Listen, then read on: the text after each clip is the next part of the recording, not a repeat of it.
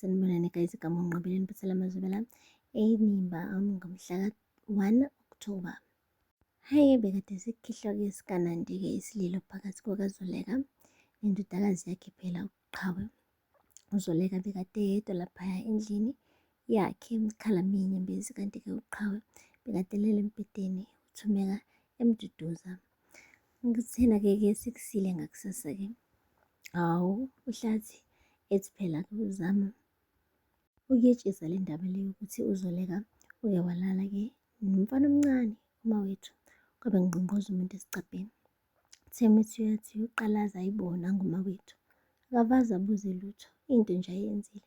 Umane wamgibela ngenqindi wamqeda umuthi nya, waqeda wathi akaphuma phela emzini wakhe.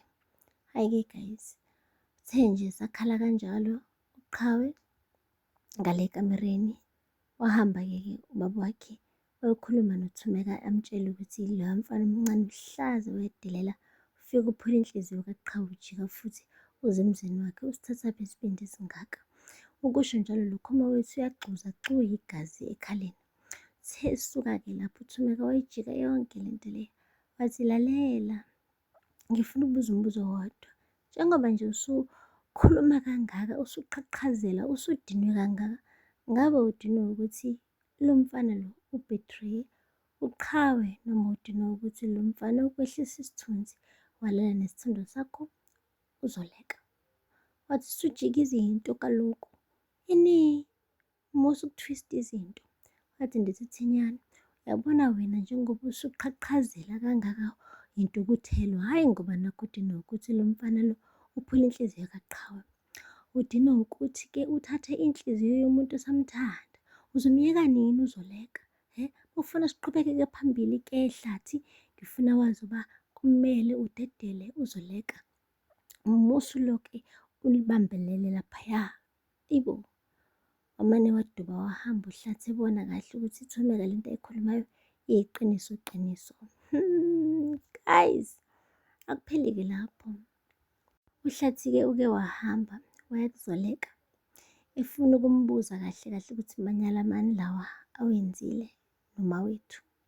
Semefika nje khona washo uZoleka ukuthi ufuna napha, wathi cha ndifuna nje undiphendule uba wenzanjani ukuba ulale nomfana omncane kangaka usatshade nami. Wathi hheyi, yabona lento eyenzeke phakathi kwami nomawethu yenzeka before bebe ne-relationship benoQhawe, okay? Akaze nje mina ngiqhubeke ngenze izinto ey'ngalunganga nomawethu kusakhona ubudlelwane ayenabo noQhawe. Wathi futhi yazi akumele ngabuka ngibuza wena lowo mbuzo, wena unesibindi kabi, wena ukwazi ukulala nodadewethu for 20 years, manje uzongibuza mina ngomawethu? Wathi umawethu inkwenkwe, shuthi kahle kahle umfana ongamzala wena. Wathi yeyi, how about you?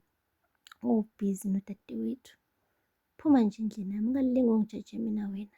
Wathi yabona-ke, ngifuna ukukutshela ukuthi sengizoshada umuntu ongcono, umuntu oklini, umuntu onesimilo. Wathi ubani?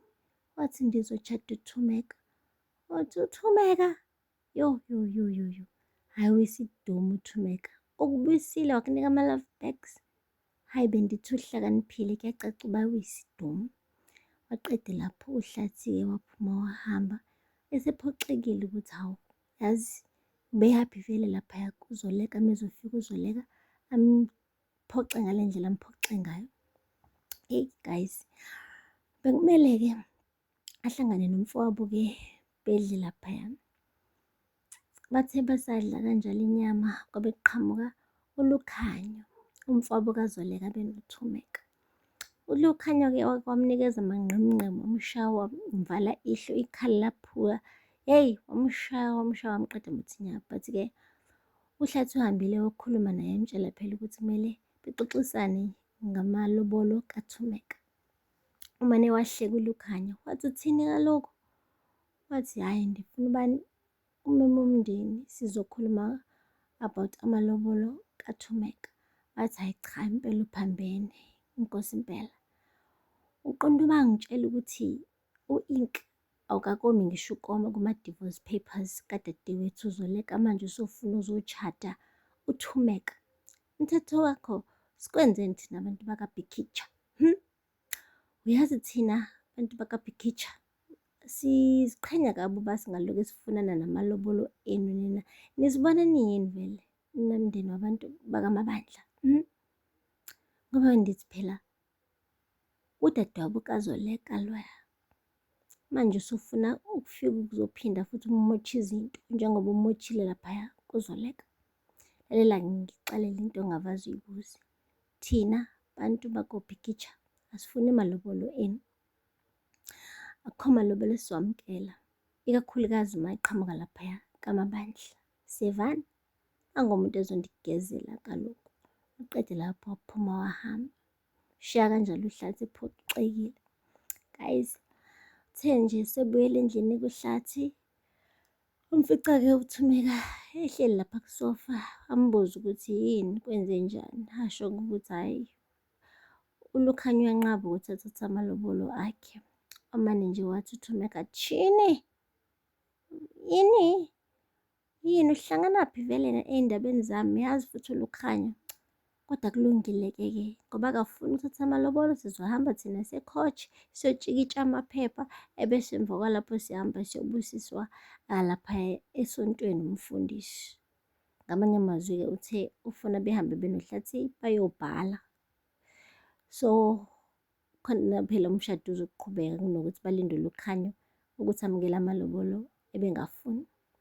Umane nje walibeka bhama uHlathi, wangalifihla wathi nje cha, yena nje uma kuwukuthi akashadi ngesiZulu like umndeni wakaBikitsha wamukela amalobolo, then umshado is off.